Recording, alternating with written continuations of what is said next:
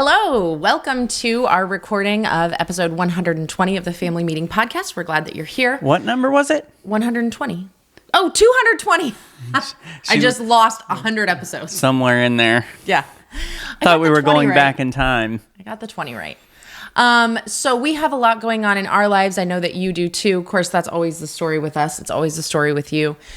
There's always so much going on, and it's Christmas time, and there's always like the extra parties and other things. So in addition to that, we are going to support our super good friend, Anna, who is graduating from college. Congratulations. Congratulations, Anna. We are so excited to celebrate with you. We're going to go with her. And this is up in Greenville, South Carolina. Greenville, South Carolina. I can't wait. But here's what is hard as our kids are getting older. And you guys may be experiencing this as well. Not all the kids can go because of work. Yeah. And it is super weird to get to this stage in life where it's not like, okay, everybody load up. We're going together. So our 17 and 19-year-old are staying home.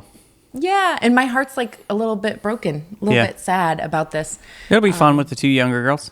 It will. And that's the thing I'm trying to focus on is like the special, unique time that we will have with the younger two. But maybe you've been there before. Maybe you're a little bit further in your stage of parenting even than we are.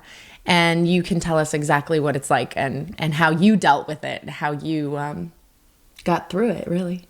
But we're going to have a good time. We're going to start off our trip by heading up towards Atlanta. Our good friend Brett works for corporate for Chick-fil-A, so we're going to stop into corporate headquarters and get a little tour of that. So that'll be fun. Yeah, and best part of it all, we're going to have Chick-fil-A for lunch. Yeah. So free. Life doesn't get any better than Chick-fil-A. Free Chick-fil-A is better than any Chick-fil-A. Chick-fil-A is good, but free is better. Looking to do maybe some hiking. Yeah, I up there. So one thing that Thomas and I do is like when we see something on Facebook or somewhere that shows like a cool waterfall, we send it to each other and we're like, we're going to do this someday. Yeah. And so that was what this waterfall is that we're hopefully going to go see. Yeah. Too. So we're going to have a good time on my social media. Yeah. Got that. We've got a bunch of stuff coming up. We've got a concert and parties, and just got back from 5 days in Mexico, which was phenomenal. Yes. Had a great time celebrating Josh and Stacy's 10-year anniversary. Yep. It was great. So, we got 220 today. I know you think it's 120, but we got 220 today. What's the topic for the day? We're talking about broken relationships and how they can really affect you and your view of yourself, how they can affect your current family relationships. So, okay. Broken family relationships. I think one of the reasons I wanted to talk about this around Christmas is the holidays bring out the sorrow of broken relationships. Yeah.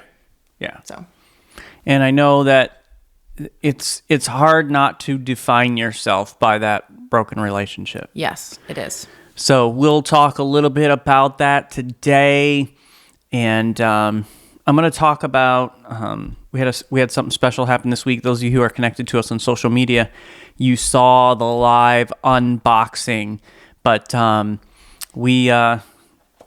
new books came in. So we've been talking about this for the last month and a half or so.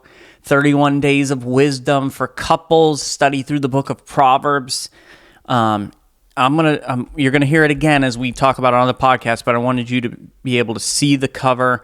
You can order this signed copies through our website, familymeeting.org/shop, or you can go to Amazon.com and you can buy a paperback there, or Kindle version is available as well. So, but if you want to get it before Christmas as a gift, I encourage guys, get this for your wife. Get 2 copies, one for you, one for her. You kind of go through it on your own and then come back and talk about it together. That would mean the world to her as a gift this Christmas. Mm-hmm. So we plan to start ours on January 1st and spend the month of January going through this together, because even though we wrote it together, we haven't sat down to go through it together. Yeah, and write our answers and stuff. So we're going to do that in January, and we're going to encourage you to join us along in that journey. We'll have some special live videos and things like that on our social media as we make our way through that. So, all right. Are we ready to record this, babe? I am ready. Let's get down to business. That's my new phrase right now is let's get down to business. And it's from Mulan. Let's get down to business. Yeah, so The girl's been singing that the last few days because you've been saying it. You get stuck. She gets stuck on words. Do you ever get stuck on words or phrases? Everyone does, I know. So she's stuck on that right now. I don't know why, because when's the last time you saw Mulan? Never. I don't know. No, not never. A long, long time ago. Feels like never ago. So I don't know why. Whatever you're stuck on right now or your spouse is stuck on, put it in the comments. What are the phrases that you get stuck right now? Okay, you ready? We're getting down to business. Gather round, everybody. It's time for a family meeting. The Family Meeting is a show that's all about family relationships. We're the Osterkamps. I'm Thomas, and this is my wife, All Business. Hello, and welcome to our family. Welcome to episode 220 of the Family Meeting podcast. We're glad that you are with us today. On today's episode, we're going to discuss broken family relationships. Sounds like a downer, doesn't it? Yeah, it really does. But to be fair, for a lot of people this time of year, it's a difficult season for a lot of different reasons. Broken family relationships are one of those reasons. Right. Every time you have a Christmas dinner, a Christmas family gathering, exchanging Christmas presents or whatever, that broken family relationship seems to be magnified around this time of year. And so we wanted to talk about it because it may be relevant for you right now and how you're feeling. Because there are some family members that we can't be close to no matter how hard we try. But how does this affect your emotional health? How does it make you feel about yourself? How does God see you? And also, how can it affect your other relationships in your family?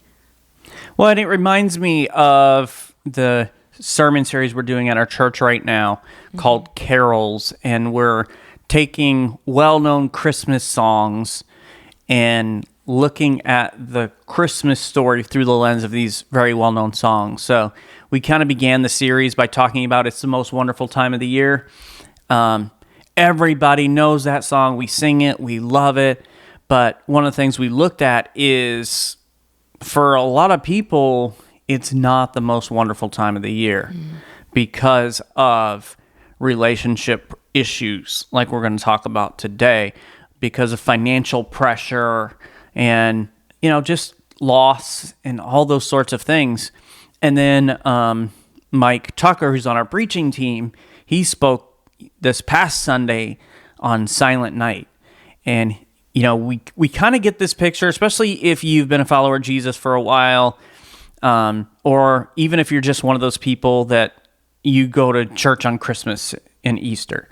So you know those two stories very well. We kind of look at the Christmas story as just this like quaint little, perfect little thing that we sing about like Silent Night. And he brought out the fact that, it really wasn't silent. There were a lot of things going on, a lot of commotion, a lot of hardship, a lot of pain, and all that kind of thing. And that's true of our lives as well. So, And we understand that some of you are in the middle of trying to save a relationship. Some of you are grieving the loss of a relationship. And some of you are have had broken relationships that have lasted for years and years and years, but yet it's still affecting you. It does not just go away, because that is a real person who had real meaning in your life, and it's just difficult. So we want to be sensitive to the things that you're going through, and maybe it's not you, it's someone else in your family or a friend or a neighbor. How can you encourage them this season?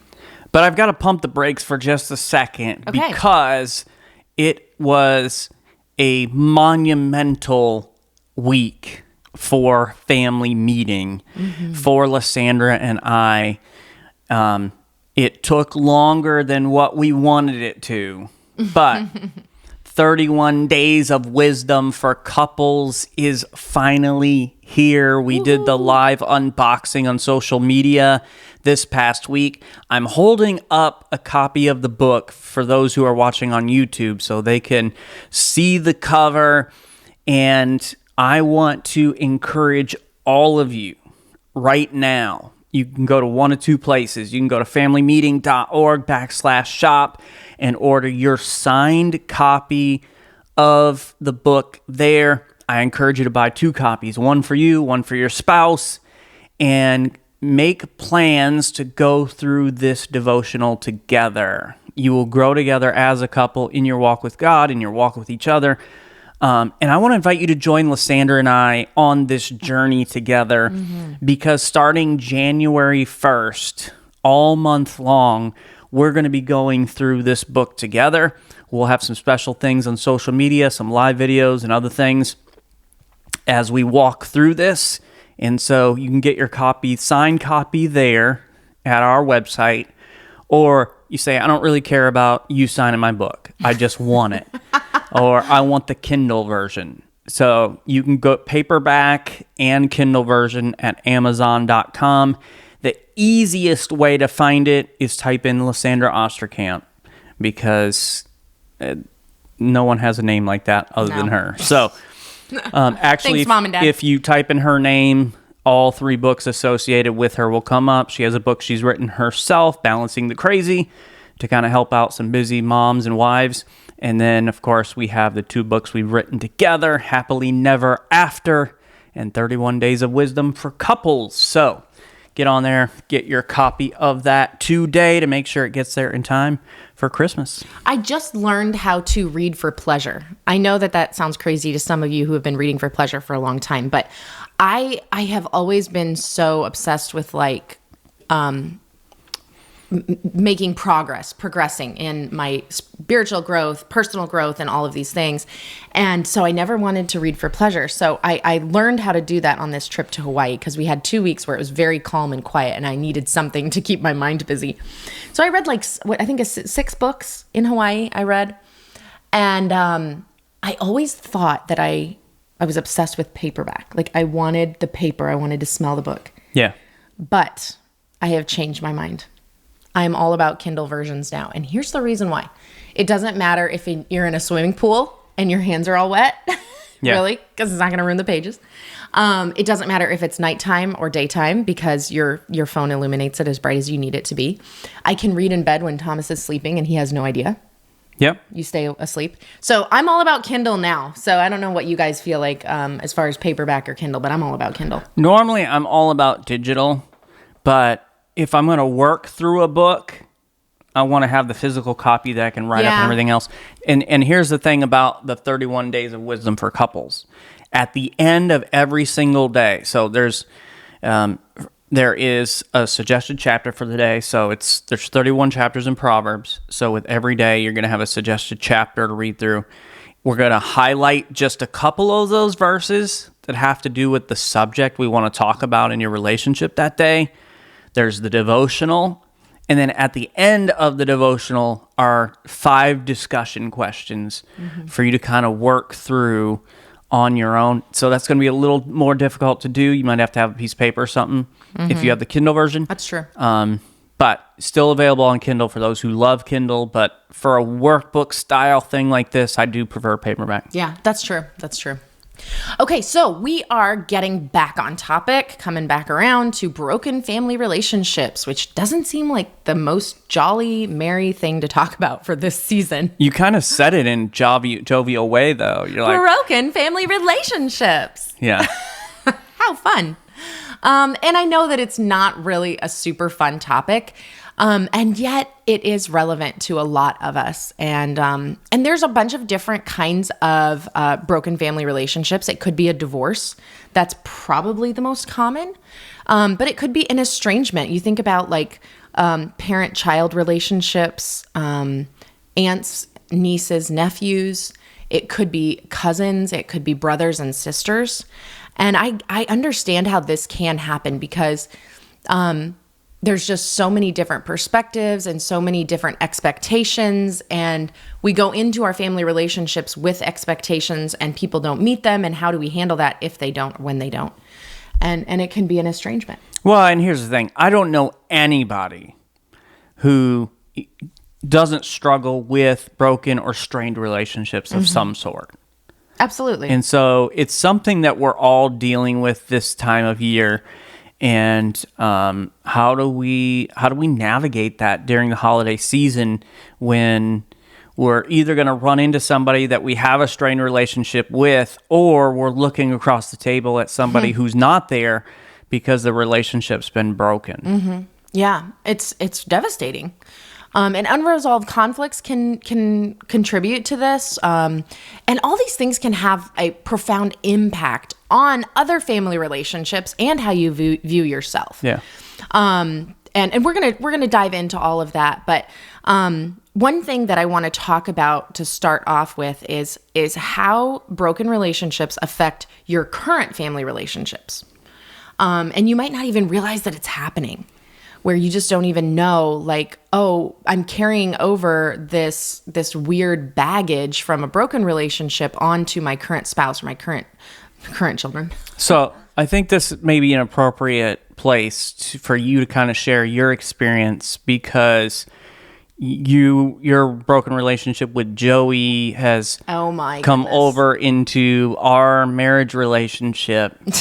So how do you navigate those feelings? Listen, Joey is nobody. I went on a missions trip with like 12 other people. There was one boy, all of us girls, one boy, his name was Joey, and we were friends. And nothing ever happened between me and Joey. If you're watching on YouTube, you saw the quotes with friends. When did I say quotes? You're lying. I'm doing the quotes. Yeah, he's doing the quotes. Seem a little closer than just friends. He just loves to, anytime he can, just talk about Joey. There are some pictures from that missions trip where Joey has his arm around me. Yeah, that somehow got hidden from her husband, but her husband discovered them. I wasn't hiding them from you. I was hiding them from somebody else. Seems kind of sketch. Another lady in our church was so critical of me, and I had to hide these pictures because I was like, oh, she's going to say something.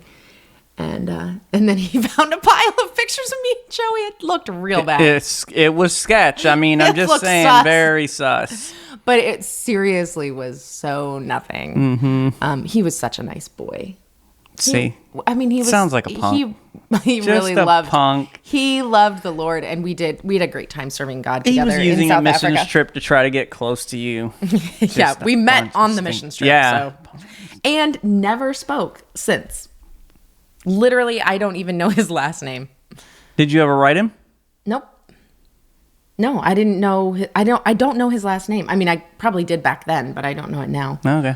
So yeah, never wrote. This was back when you would have like emailed or what was that? Was it ASL? AOL. AOL. America Online. Yeah. Yeah, where you would chat somebody or whatever. It was back in that season because I did chat a couple of the girls from the trip, but never Joey. So Joey, if you're listening or watching out there, reach out because I'd love to have you on the podcast. I want to chat about a couple things. Okay. Are you done totally derailing this thing? It just, but it is part of the conversation. It's relevant to the situation because you're talking about these broken relationships that come over into the current relationship. So I don't think it's coming over into the relationship. I think you're bringing it along. Okay. So let's get serious. Thomas has been joking. Let's get serious, though, because the broken relationships from the past can affect your current family relationships. They can manifest in emotional and psychological and even physical ways. They can truly affect your health, and you might feel anxiety or sadness or frustration from this broken relationship in the past. Or this, it could be a fresh, raw broken relationship. Yeah. But the emotional strain that you feel from the broken relationship can then lead to tension. And that spills over into your other relationships, every other relationship. And it makes it harder to maintain harmony and peace. So you think about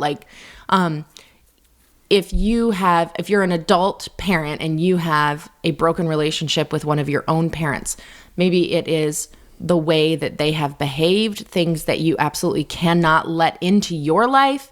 Maybe they have rejected you, whatever the situation. You now have all this anxiety and sadness and frustration. And now when you interact with your own children, that kind of stuff can come out. That parenting broken relationship can affect your parenting and your children. Well, and if there are broken relationships in your life, you may have lingering feelings of betrayal, anger, or hurt from that broken relationship. And this can often affect how you interact with other family members currently. So you give the illustration about, okay, maybe your relationship with your parents is broken because of whatever that reason, this or that. That can affect a lot of other relationships. It can affect how you interact with your kids. Sometimes we repeat that same behavior with our kids. Sometimes we like totally bounce to the opposite spectrum. And that can cause its own set of problems and issues, but it is affecting us. It's affecting that relationship.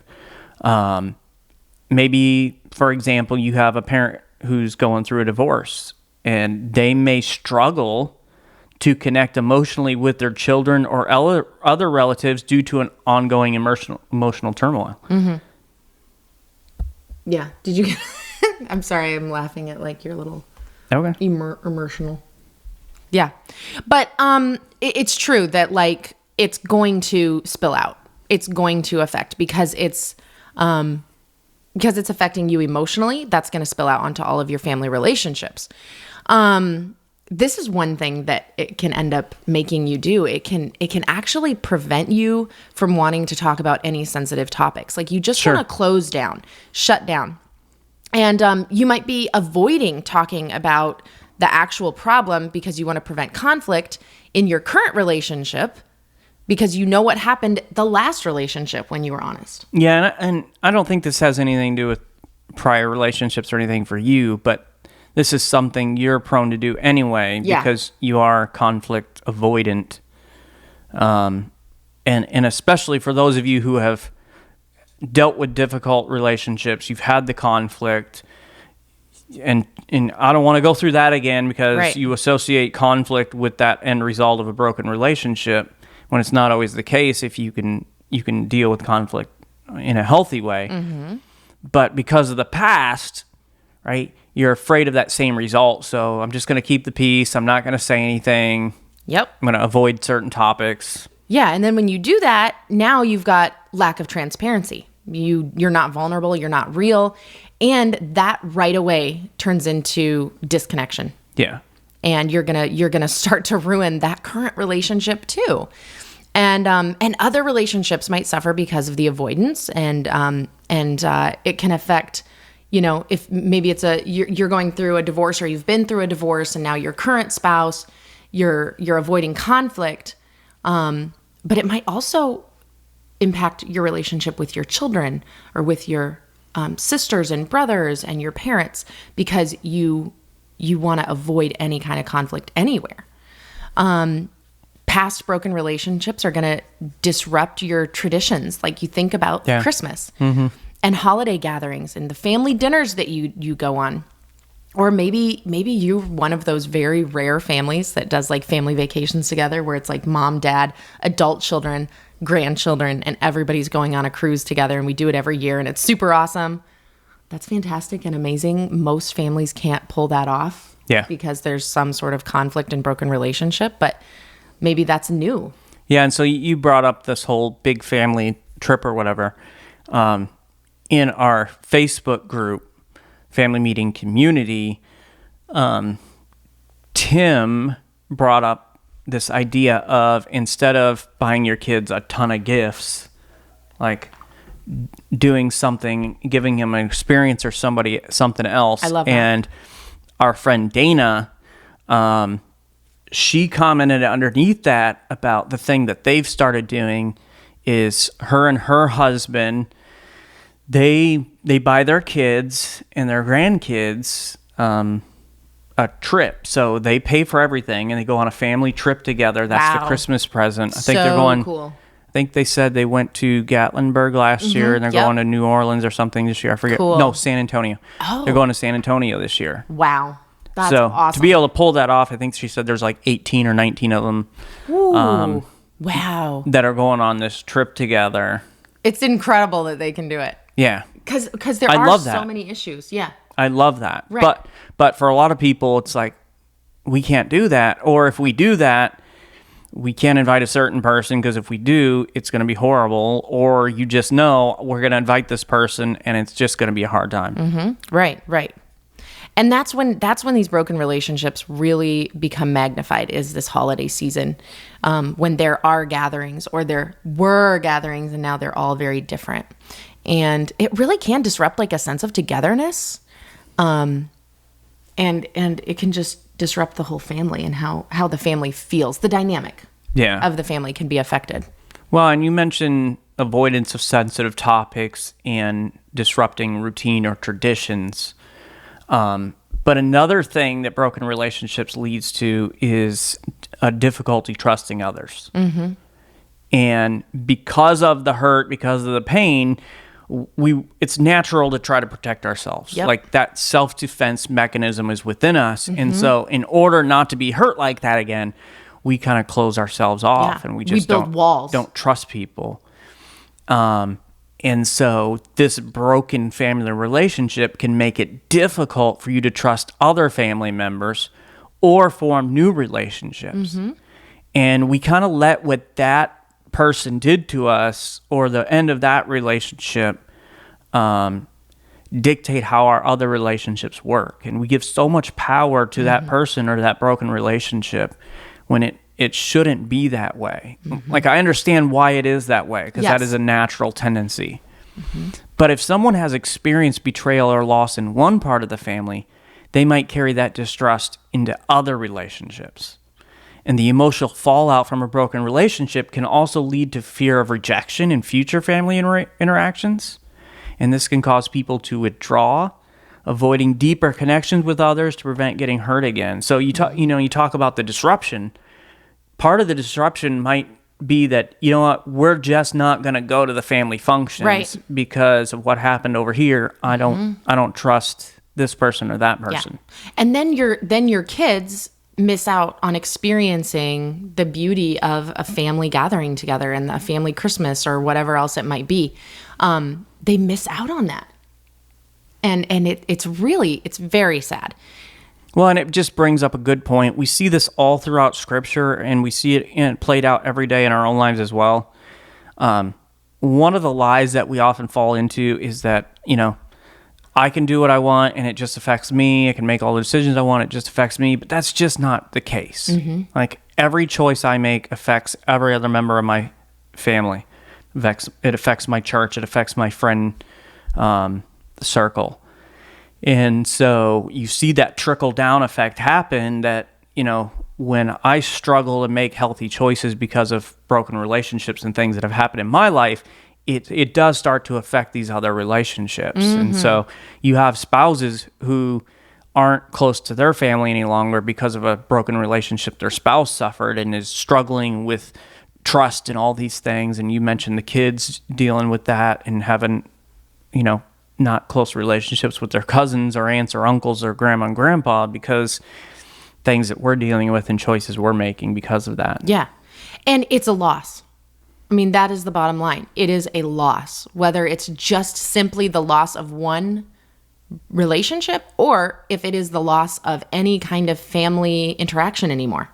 Where like, because you had a broken relationship with this one family member, you're cut off from everybody else. And that can happen. Like, that really happens. It's very sad, but that absolutely happens. And so you think about that sense of loss that you can feel, especially that this holiday season, when that family relationship gets fractured, it brings with it grieving of loss. And also the family dynamics that once existed. So you think about like a divorced home. Maybe at the beginning it was happy and all of these, family dinners and there was laughing and we watched family movies together and goofed off and we had all these great memories. Now the divorce has happened and we sit down at the dining room table and it doesn't feel that way anymore. Yeah. You've lost that dynamic, that family dynamic, and it is a loss to grieve. And that is a normal reaction and response to that dynamic changing. But that grief, if you never get through the grief, if you stay in the grief, then that's going to affect the other relationships because you think about the kids, right? So you're now at the dining room table, you're grieving the loss, your spouse is gone, they're no longer here. Maybe they've even started another family without you. And you have that grief, that loss, but because you stay in it, now your kids cannot experience a happy home with you anymore. Well, and that's the key. Like, it is okay to grieve that loss. I think it's very healthy to grieve that loss and to work, but you have to work your way through that grief. Can't And stay there. you can't let that grief conquer and destroy you and hold you there. Right. That's when it becomes so unhealthy and so damaging. So Yeah. we're not saying just get over it. It's no big deal. No, it is a big deal. Like, it's a total disruption of your entire life. Yeah. So it's okay to grieve that. You're grieving the loss of the relationship. You're grieving the loss of the future, the loss of, and how it impacts your kids and grandkids and all that kind of stuff. Like, that's totally understandable. That's good. That's healthy. That's normal. But don't let that grief destroy you. Now, maybe you are at the point where you're like, okay, the family relationship that's broken for me, it really could be repaired. So I feel like certain relationships, it's pretty final, such Yes. as divorce and remarriage, right? Yeah. Like, you get divorced, your spouse or yourself or both get remarried. That broken relationship needs to stay broken. Yeah, that's the end of the road. You can't come back, really. I would say it would be great if you could heal that and get to a point where you are friendly with each other, especially if you have kids, and you can be friends and in a Co-parent. healthy way, co-parent. Yes. But as far as the romantic relationship, obviously that is the end of the road. It's done. Yeah, you're not going to now get 2 more divorces to get remarried back again. I'm sure that there are stories like that, but that's not going to be a good thing, right? So some relationships, the broken relationship is done, it's past. Maybe it's a broken relationship, say with an aunt or an uncle or something, and then they passed away and you never did repair the relationship. That's pretty finite. You're going to have to get healing elsewhere. That you can't heal that broken relationship if the person has passed away. So we're not going to talk about those relationships right now. Right now, we want to talk about broken relationships that have hope, that possibly could be repaired. Because maybe you want to pursue a relationship with somebody who had past been, they'd been avoiding you. Maybe they cut you off. Maybe you cut them off and you realize it was a mistake. So here are some ideas of how you can work to repair a broken relationship. But as we share these, one thing I want you to think about is there are some relationships that no matter how hard you try, you cannot repair them. They cannot be fixed because of the other person is not willing. Right. It takes 2 to tango. So if only one of you wants to repair the relationship, it's not going to be repaired. You still should be friendly, kind, do everything that you can do. But ultimately, if they don't want a close relationship with you for whatever reason, you're not going to have one. Mm-hmm. So when we're talking about key steps to take, it begins, first of all, with open communication.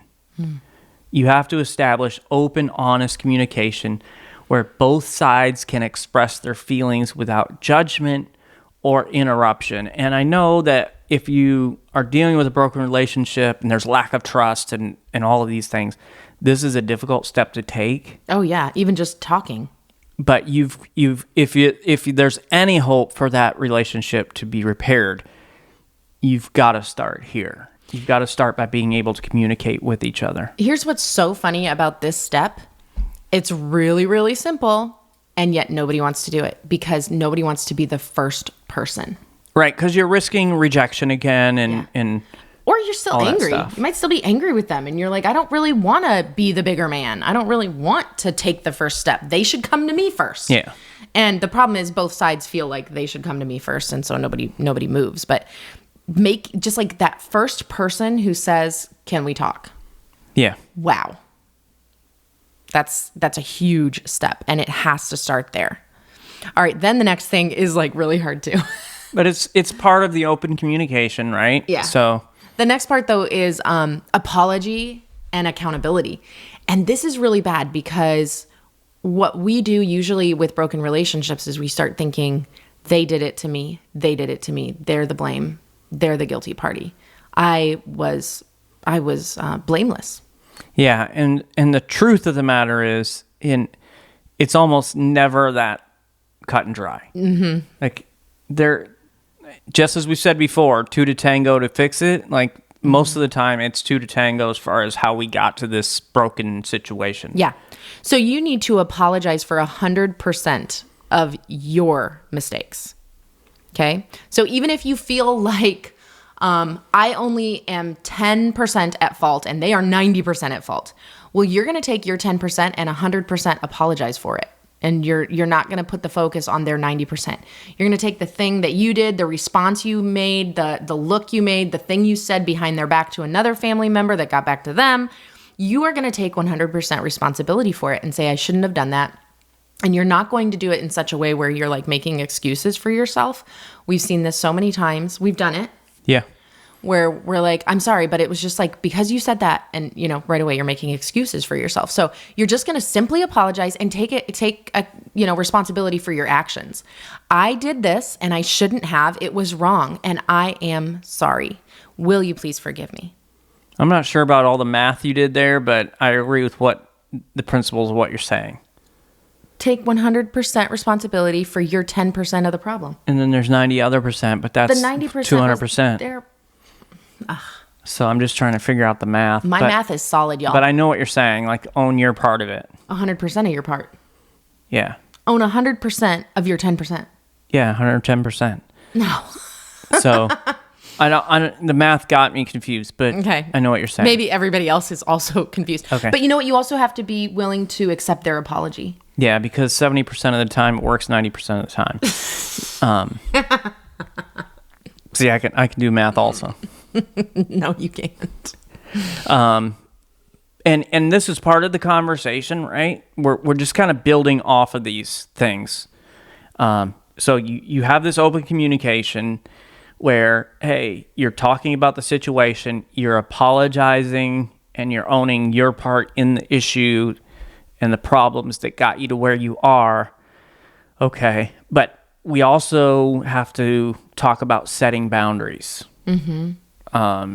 We need to learn to respect boundaries and understand that some family members may need space before they're ready to reconnect. Mm-hmm. So we're respecting their boundaries, and we're also trying to establish healthy boundaries on our end as well. And we've talked about this in other podcasts before. If you need help with this, we encourage you to read the book entitled Boundaries. Yeah, absolutely. Is that by Townsend?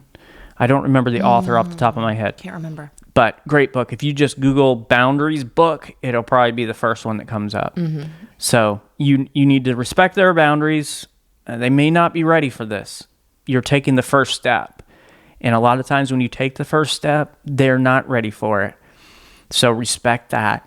But also make sure that you're establishing healthy boundaries for you as well. We're not trying to reconnect the relationship so that people can continue to disrespect us and hurt us and walk all over us. Mm-hmm.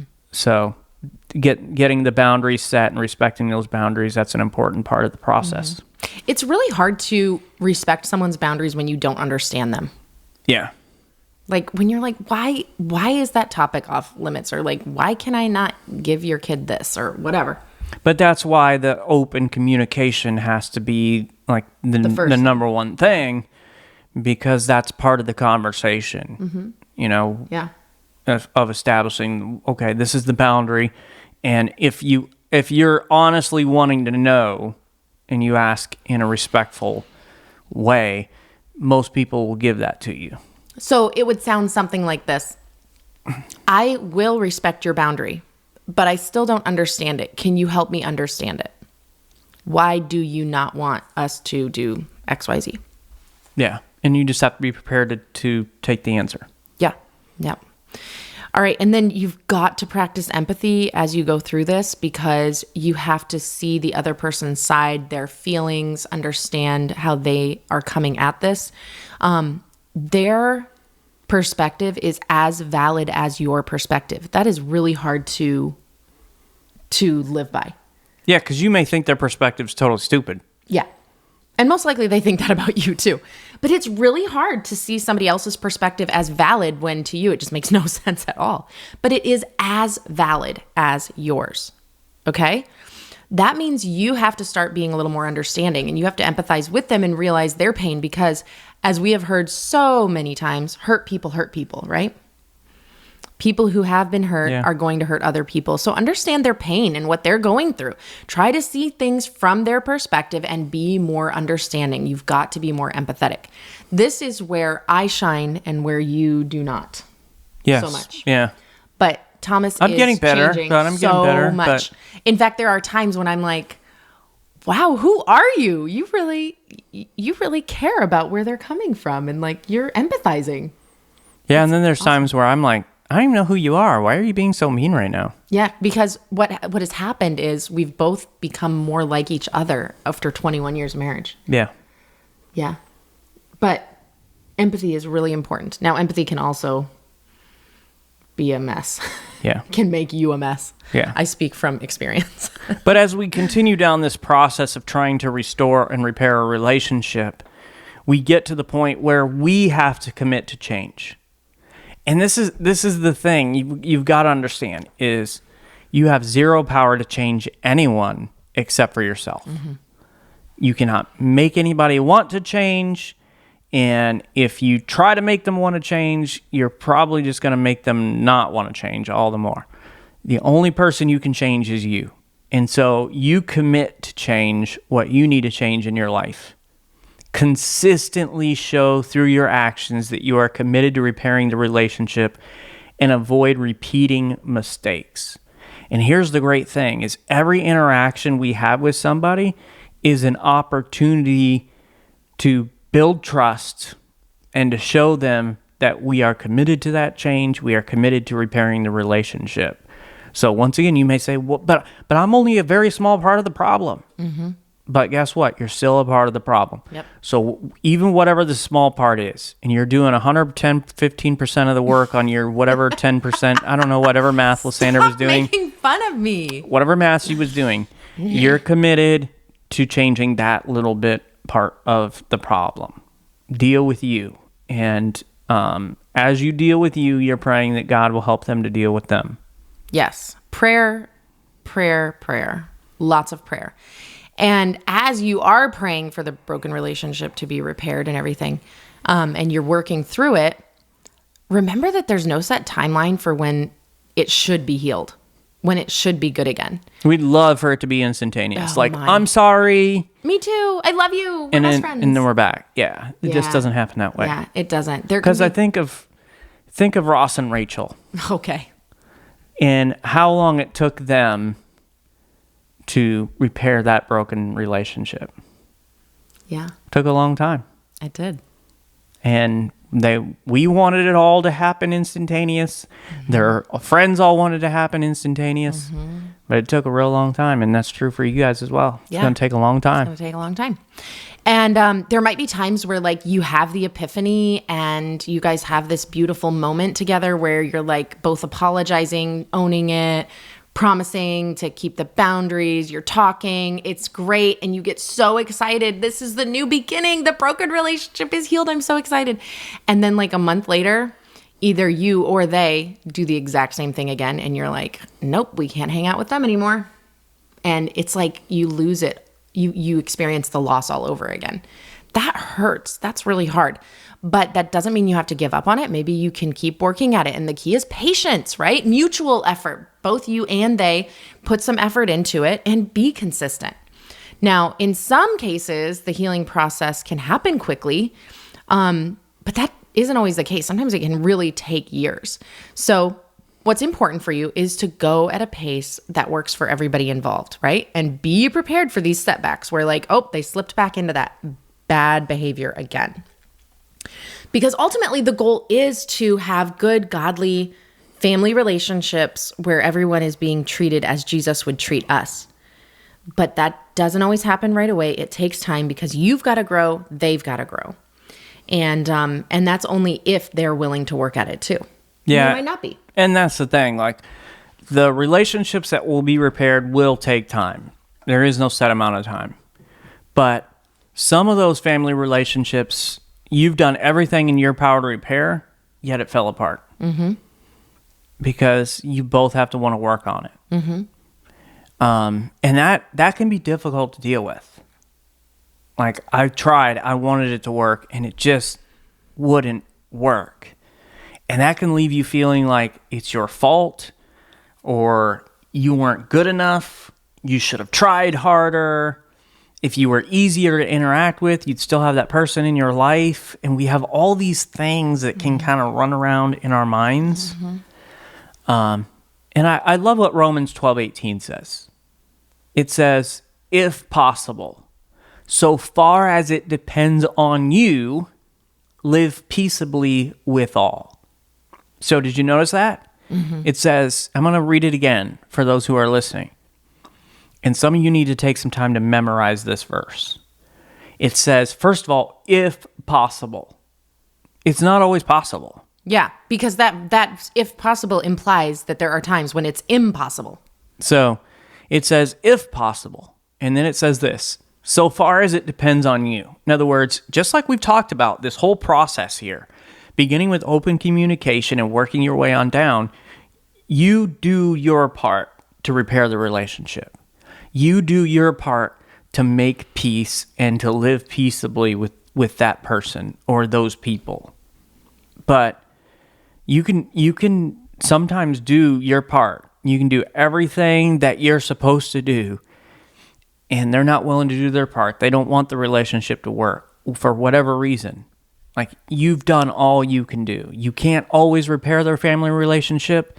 You may need God to repair your heart over the loss. Yeah. So it may be, God, I've done everything to make peace in this relationship, and it hasn't worked. They don't want peace. God, I need you to give me peace. Yeah. Man, that's hard. It's hard. And that's something that doesn't happen instantaneously either. That takes time. And it's got to be difficult to know, all right, when do I give up? When do I finally say, okay, that relationship died. I'm going to let it stay dead. I'm going to give up on this relationship. Because I think our human nature is like, never give up, always try. Yeah. But there are times when I do believe you have to let that relationship die. But that doesn't mean, even if you've made that decision and you know, like, okay, God has shown me I am definitely supposed to stop pursuing this relationship. It's broken and I'm going to leave it there because I've done everything I can do. But then how do you feel about yourself? How does your heart feel? Yeah. Not great sometimes. And we want to read for you as we close out our episode today. We want to read for you from the Everyday Grateful devotional on the Bible app. This was one that I did with my sister and my mom and my daughters. We did it digitally together and commented on it and everything. But this was such a good, it was such a good encouragement for me. It was really beautiful. And we want to share it with you because it says this: maybe today you're lamenting familial relationships. Maybe you experience emotional pain because of your parents, your children, or other relatives. If you suffer in some area because of your family, be encouraged. Let the Lord reaffirm your intimate relationship with God as your Father. So maybe your relationship with your parent is dead. It's gone. You have no contact with your dad. You have no contact with your mom, or whatever it may be.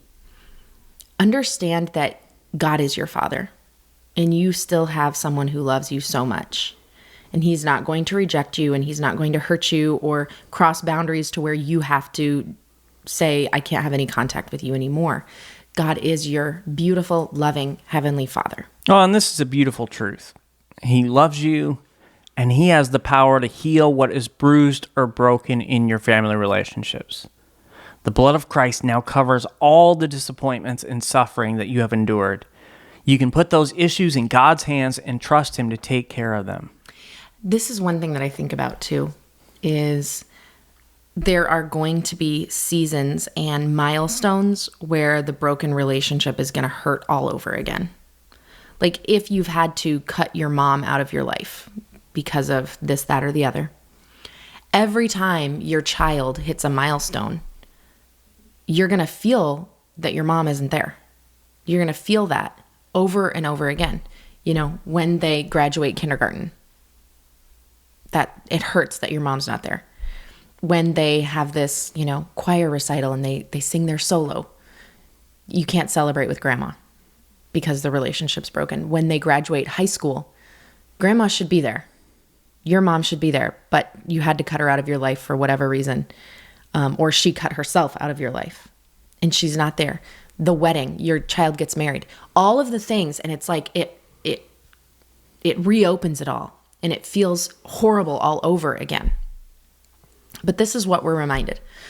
Allow your identity as a child of God through Jesus to be a healing reality in your life. Meditate on your status as God's child. Allow his trust to permeate your thinking and your emotions.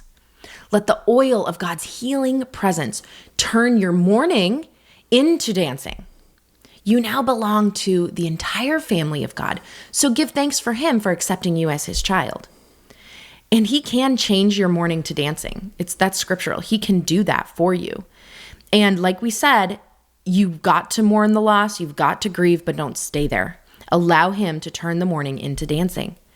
And then focus on the fact that you have a whole family of God. Yes, God is your father, but you also have brothers and sisters in Christ. So maybe your relationship that's broken is a brother or sister. There are brothers and sisters in Christ in your life that want to be there for you, that want to help you heal, that love you so much. And understanding that like your family is more than just your blood relatives, but you are part of the family of God. Some great thoughts from this everyday grateful devotional. And I love this aspect of it, of praying a prayer, just something like this, that says, God loves me and his forgiveness allows me to know him as my heavenly Father. Today I will give thanks for the wonderful gift of my status as a child of God. And yes, it's difficult with the broken relationships, but you have a relationship with God as your heavenly Father. And you can go to him and find comfort and strength and help and courage and healing. It's going to be difficult. It's going to be a long road. It's for some, it's going to be something that you're going to be dealing with for the rest of your life. And that's tough. Mm-hmm. But you can still go to God. Yeah. And don't always feel like this broken relationship is all my fault. Yes, you probably had a part in it because usually everybody does, right? Usually there's always a part to play, whether it's small or large. But understand that your identity is not kept in that broken relationship. Your identity is in Christ and who you are in him. So don't allow that broken relationship to just encompass your entire life. That is a portion of your story. It is a part of your path, but it does not define your whole life. And focus on the relationships that you have that are positive. Focus on the good relationships. Thank God for them and invest in them and nourish them so that they continue to grow.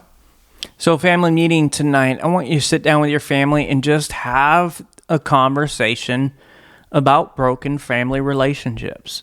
Now, depending upon the age of your children and everything else, it may be a different conversation. If you have really young children, obviously it's maybe not be a conversation you need to have with them. You may just want to have it with your spouse or whatever else.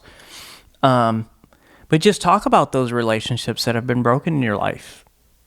Talk about the pain and the hurt and what you're dealing with. I think one of the things we do sometimes during the holiday season and just in life in general is we try to, I need to put on a brave face. And so we pretend like things aren't bothering us when they really are bothering us. We pretend like I'm not upset or sad about this situation when I really am sad or upset. Like it should be okay in your family to have conversations and say, you know what? Christmas is coming up, and it just reminds me of the fact that my son doesn't want to have a relationship with me anymore. And I'm broken about it. I'm sad about it. And I would love for you guys to pray with me. And these are the steps I have taken, or these are the steps I'm taking to try to heal that relationship and bring about restoration. And just having that honest conversation with each other. I think it'll help out the family relationships that we do have in good standing, as we have an open, honest communication about these things. Thanks for joining us today. Please go and subscribe to the Family Meeting from your Family Meeting podcast from your favorite podcast provider. And if you found this information helpful, please share this episode on social media and invite your friends and family to listen in with you. To find more content and information Lysandra and I provide, you can go to our website, familymeeting.org, or email us at info@familymeeting.org. If you'd like to shoot us a text or call us, you can send a voice message at 904-257-3062. And we want to invite you to join us for our next family meeting as we discuss the power of a praying spouse. There were some books that came out in the early 2000s. I have no idea. Maybe I know they late were 90s. like super famous. I never Super read them. famous. Nowadays, they're probably considered old, but we're going to kind of look at this idea that the books were called The Power of a Praying Husband and The Power of a Praying Wife. And I read The Power of a Praying Wife. Did you read The Power of a Praying Husband? Okay. No. So you might get some new information from next week's podcast then, because we're going to talk. I need it. Yeah. Because you need all the prayer you can get. Yeah, and you need all the prayer you can get. See how you can insult one another I'm pretty good. through prayer? I'm as near perfection as it can happen this side of glory. So That is terrifying. But we are going to, we're going to kind of talk about the premise of each of the books and talk about your prayer life and how you can pray for your spouse more effectively and more consistently. thanks for joining us today for this family meeting. Have a great week, everybody. This meeting is adjourned. All right, a little bit of a heavy topic for us today, but I hope that it has been a help and a blessing to you, or that you can take the information and be a help and a blessing to somebody else. But yeah, Be a little bit more understanding of the people in your life. Like, especially as you go into this holiday season, you are going to interact with people who are really struggling because of these broken family relationships. So help them be that source of family, encourage, and positivity that they need this time of year. Yeah, bring some joy to it, right? Yep. We wish you joy this week, and as you do your Christmas shopping and your present wrapping and your Christmas baking and all that kind of stuff, have an awesome week, and we will see you next week.